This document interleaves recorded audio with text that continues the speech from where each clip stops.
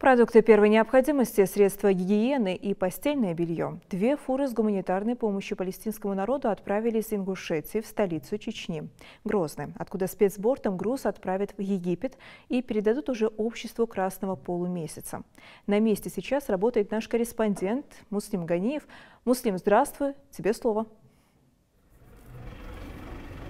Да, Хава, добрый день. Мы сейчас находимся в аэропорту Грозного. За нашей спиной мы видим, как вовсю загружается гуманитарная помощь от жителей Ингушетии для жителей Палестины. За погрузку и доставку отвечает МЧС России. Ил-76 будет загружено с 29 тонн гуманитарной помощи. Вылет планируется завтра утром в 5 часов. Место назначения Эль-Ариш в Египет. Оттуда представители Красного полумесяца передадут гуманитарный груз уже жителям Газы. Сопровождать груз, как обычно, будет президент правления благотворительного фонда «Тешим», а также депутат Народного собрания Ингушетии Ахмед Костоев. Ахмед, расскажите нам про организацию перевозки, как вы будете его осуществлять.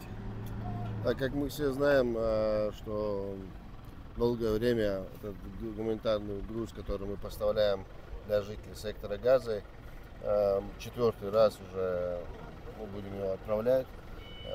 Здесь в данный момент находится у нас около 29 тонн продуктов питания, средства гигиены и постельной принадлежности.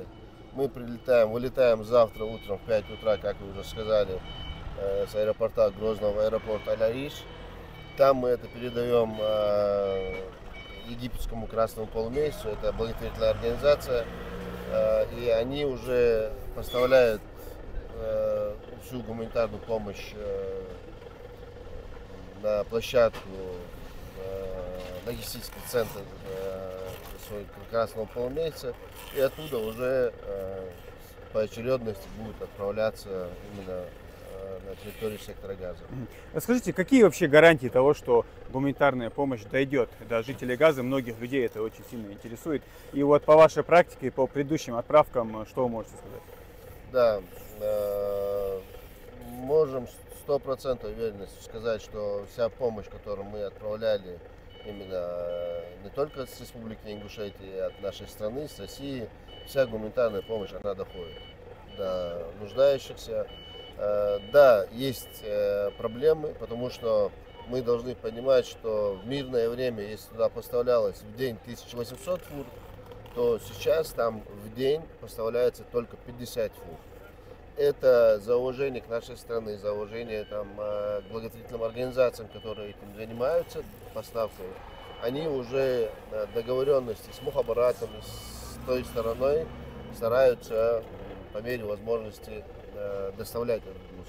Опять же, у нас есть обратная связь, где жители Газы уже нам говорят слова благодарности нашему народу, нашей стране и всем благотворительным организациям, которые участвовали в этой гуманитарной миссии, за то, что нам эта помощь дошла, мы ее получили. То есть вот эти гарантии уже мы можем сказать, что 100% эта помощь доходит.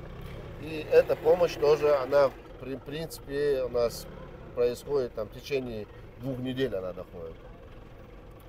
Неделя, 2 недели. Ну и надеемся, что этот груз тоже пройдет в течение 2 недель. Спасибо вам за вашу работу, которую проводите от жителей всей нашей республики, и желаем вам мягкой посадки.